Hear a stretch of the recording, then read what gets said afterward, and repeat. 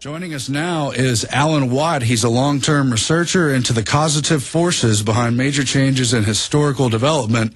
His background is something of a Renaissance man with background in three professions, various books, religions, philosophy, poetry, and mainly published under pseudonyms. And he's been heavily involved in the music industry and a lot more. Well, overall, Alan's just really one of the most well-researched guys I've ever spoken to in my 5 years here, and I know he can bring us a lot of perspective on various issues. His website is cuttingthroughthematrix.com, and I know there's quite a bit he could get into. Are you there now, Alan? Yes, hello. Your volume is very low, my end here. Could you... Alan, can you hear me? Yeah, just about. You're very, very low. Okay, guys, if you could turn up his volume while we work on the technical issues. But maybe you could tell us right now what are the most important things you see going on currently, Alan? Well, it's planned chaos. You've got a world that's supposed to merge into one unifying force and under a government. We keep forgetting that because we get stuck on the chaos they introduce on the way. And we talk about the chaos here, there, everywhere across the world. It's in Greece, it's here, it's there. So I always try to keep my sights on their goal, which, of course, is a unified Europe, which they have. The crises in Europe are simply meant to bond them even further into giving up all sovereignty and bringing themselves under one banking system, one bank for the whole of Europe. North America is going through the same chaos because we're the second continent, actually the whole of the Americas, to be integrated. They've just had a meeting, by the way, and they've kept that awfully quiet. And basically, they discussed the borders. That's all they're telling us, and they've given all access or access to all Canadians' data to the special security services within the United States.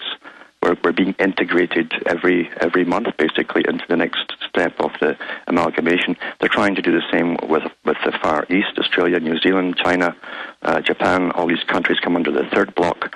And this is really what it's all about. Carol Quigley talked about this.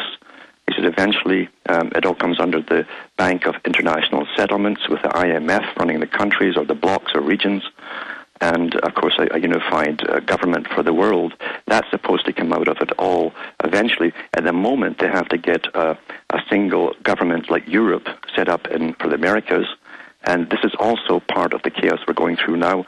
Oh, we can't survive on our own. Look at the money situation. We need a unified bank. And that came out in the 80s during the free trade negotiations. They actually talked about putting a central bank for the whole of the Americas in Montreal. Wow.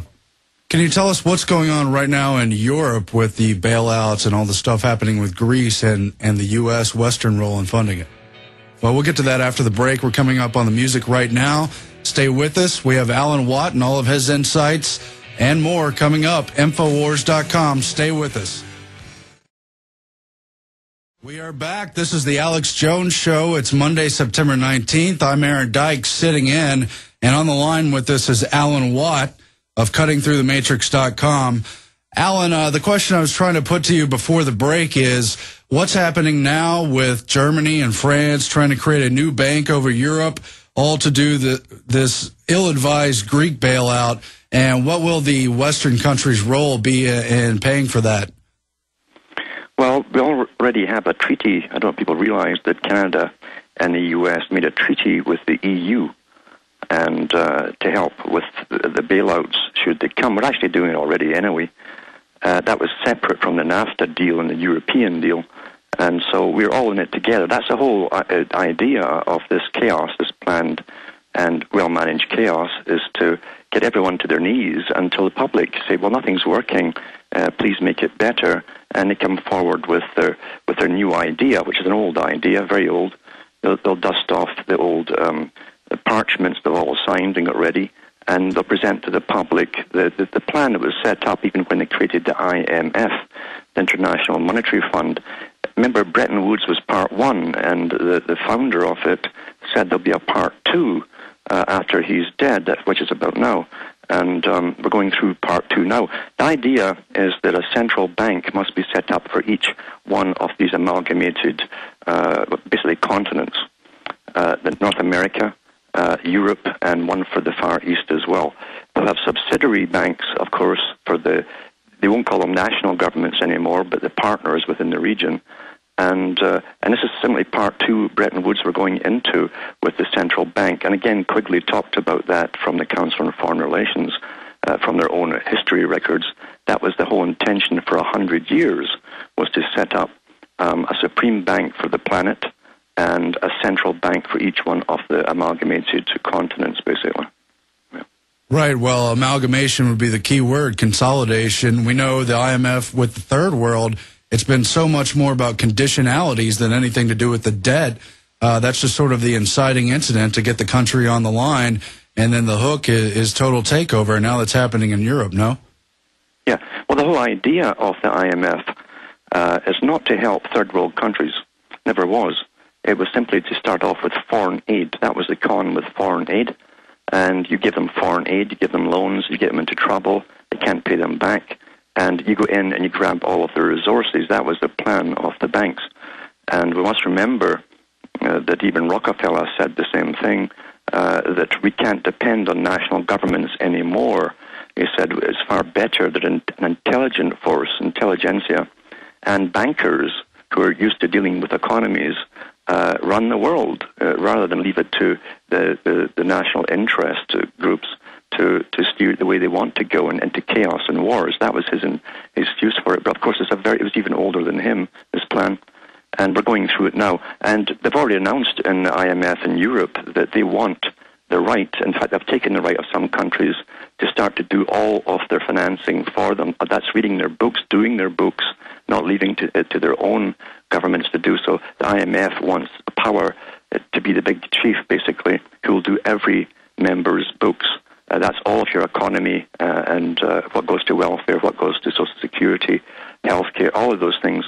It wants the sole right to do all that and do away with that part of your government back home. And when are we going to openly see the IMF on the United States, preying on our own country here and on Canada and the rest of the West? I don't think it'll be too long now, because they're not fools at the top. We think it's all about greed, but it's not. That's a big part of it, because they're allowed to reward themselves very well at the top.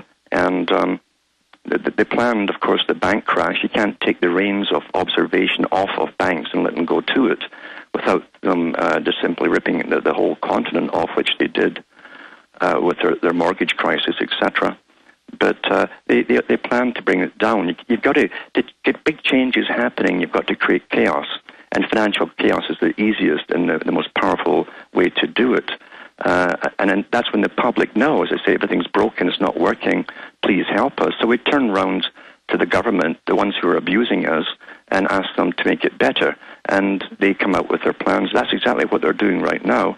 And as I say, most of it, unfortunately, in America, is kept fairly quiet from the mainstream media, because the media barons, that's their job, is to control all information to the public.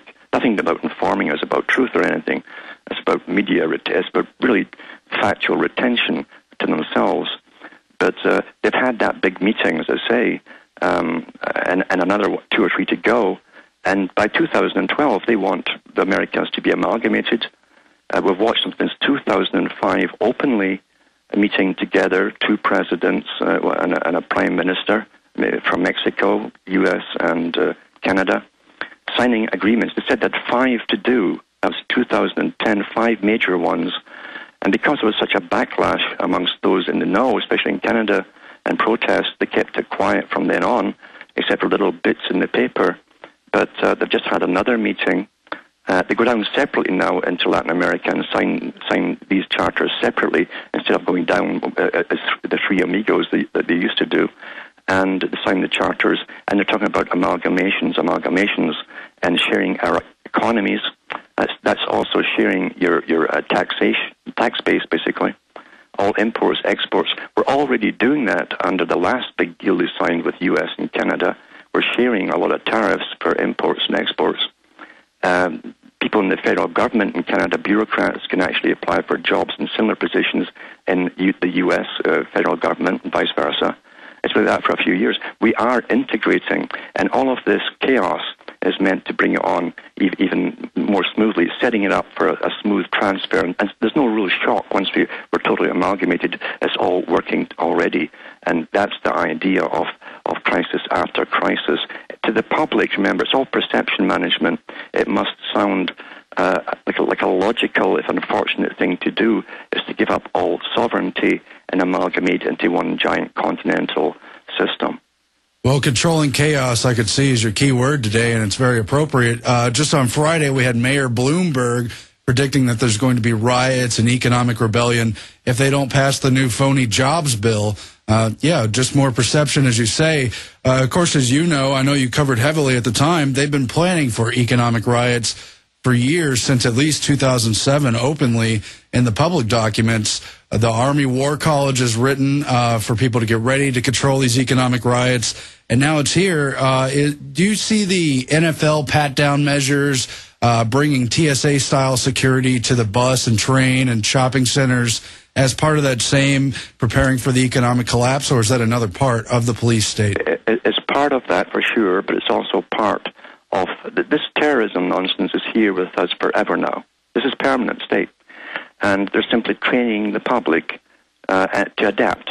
And they will adapt very quickly to the new system of total security, total observation, no bodily rights even to go unmolested anywhere. Even eventually into a supermarket, you probably have a special card with the active chip, and if you don't have it with you, alarms go off, and the security grabs you and takes you off. That's all is slated to come down.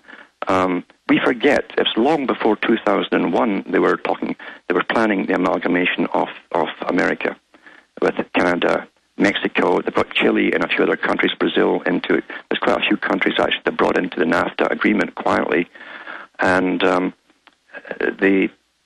in Canada, in about 1998, they passed an omnibus anti-terror bill. Nothing was happening in 1998 in Canada. And Alan Rock, the federal government, rammed it through himself, basically. And then he went off to work at the United Nations. And even the journalists in Canada were saying, well, what's this? Is a total martial law situation. What's happening? And no reason was given to the public, and they went back to sleep as always because they didn't see it being put into effect immediately. You've got to remember, too, inside the U.S., that they knew there was coming chaos even back in the 80s and 90s. They've been creating special forces within the U.S. with the police, working with troops abroad, getting training back in the 90s.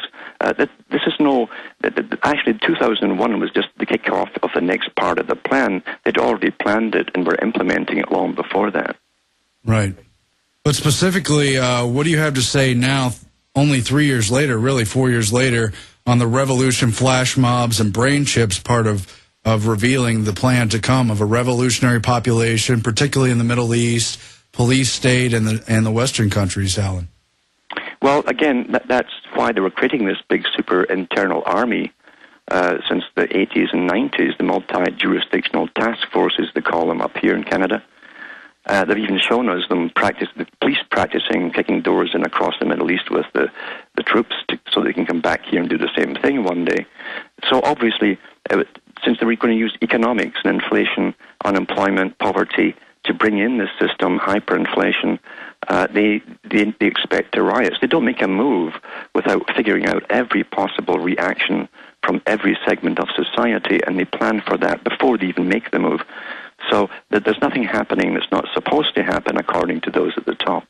So they're prepared to deal with mass riots, which they want actually, and the terrorism will gradually be controlling riots, and the people again will adapt into that's really what this massive security system is for. Eventually, over the years, they'll adapt into that and forget all about the terrorists. This is a very old technique, and this is a very old bunch of rulers we're really living under, with archives of how to control whole nations, populations, and so on. Wow, that's just incredible. Alan, we're coming up on the break now, but we have plenty of more time ahead of us. Stay with us. I'm Aaron Dyke, sitting in for Alex Jones. We're back at Infowars.com, and tonight with the Infowars Nightly News.